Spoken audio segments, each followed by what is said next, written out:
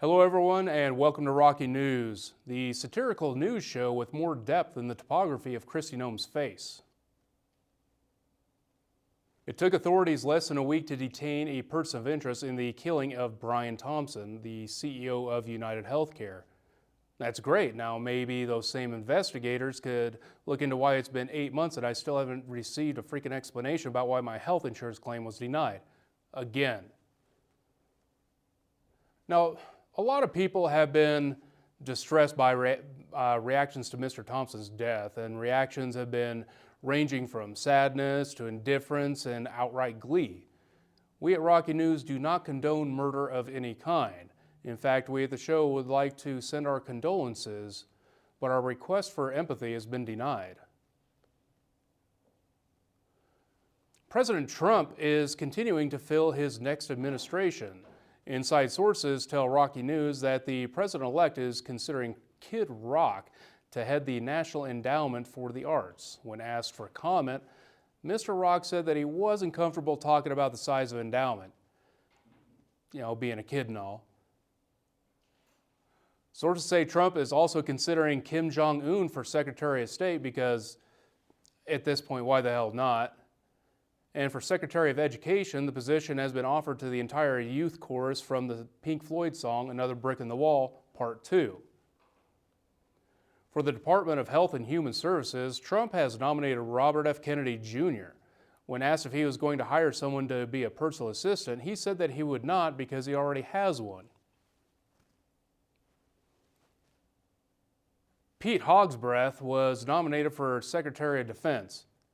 Yeah, this guy.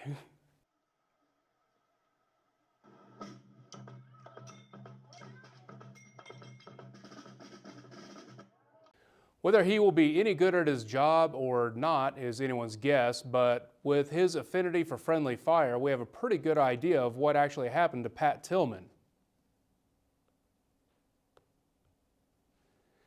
And the final pick we wanted to cover was for Attorney General Matt Gaetz.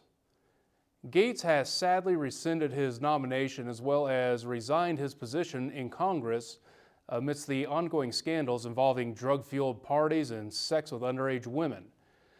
And I guess we should have seen that things weren't going well for him when he was asked by prosecutors, on the night of July 3rd, "Were you on Molly?"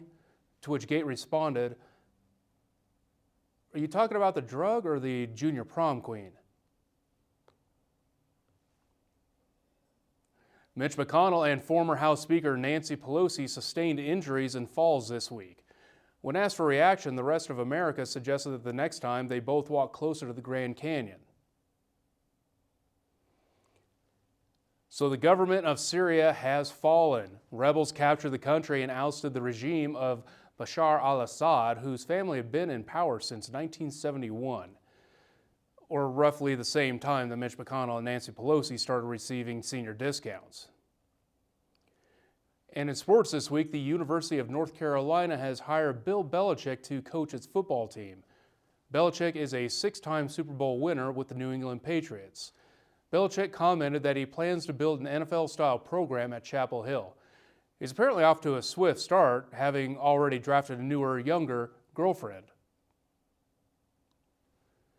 The college football playoffs and bowl pairings were announced. Our Colorado Buffaloes will be playing in the Valero Alamo Bowl against Brigham Young University. And here's a fun fact. As part of the BYU Honor Code, student athletes cannot drink, smoke, or have premarital sex. Which, why the hell are they in college anyway? Colorado, of course, is based in Boulder, where, ironically, students are required to drink, smoke, and have premarital sex. The Colorado State Rams, meanwhile, are playing in the Snoop Dogg Arizona Bowl. Yes, that's the actual name. Really, though, is anyone surprised that Snoop Dogg is trying to pack another bowl? Okay, so technically the full name is the Snoop Dogg Arizona Bowl, presented by Gin and Juice by Dre and Snoop. As such, this is the first bowl game ever to have an alcoholic beverage as a sponsor. And this only became possible after the NCAA quietly did away with its moral code for bowl game sponsorship. Yes, this really happened. And because, college sports have traditionally been the beacon of morals and decency. So now that the moral code is out of the way, here are a few bowl games we at Rocky News would like to see. The New York Loan Shark Bowl, where losers get their kneecaps broken. The Seedy Asian Massage Parlor Bowl. You know it'll have a happy ending for one team. The Show Us Your Tits Bowl in New Orleans. Kind of feel like this one's actually plausible. The Raging Alcoholic Bowl. Milwaukee, this one's for you. And the Hookers and Blow Bowl in Las Vegas. Or Miami, or you know what? We really don't care where the Hookers and Blow Bowl is. We're going. Speaking of our love for sports, a historic moment for beer this week. Bud Light is no longer the most popular beer on tap in bars across America. That honor now belongs to Michelob Ultra. The downfall really accelerated when Bud Light partnered with a transgender influencer on a social media promotional post. When reached for comment, Bud Light said that now that the spotlight is off, it identifies as Barbara Light. In science news, Australia has made, wait for it, cyborg beetles and cockroaches, because that's exactly what Australia needs. More scary shit. And in entertainment, Elton John has reported that he has lost his eyesight. When asked how he's coping with it, he said it's not as bad as some people make it out to be because he doesn't have to look at the current state of the top 40. In a recent interview, Margot Robbie admitted that she slapped fellow actor Leonardo DiCaprio during an audition for The Wolf of Wall Street.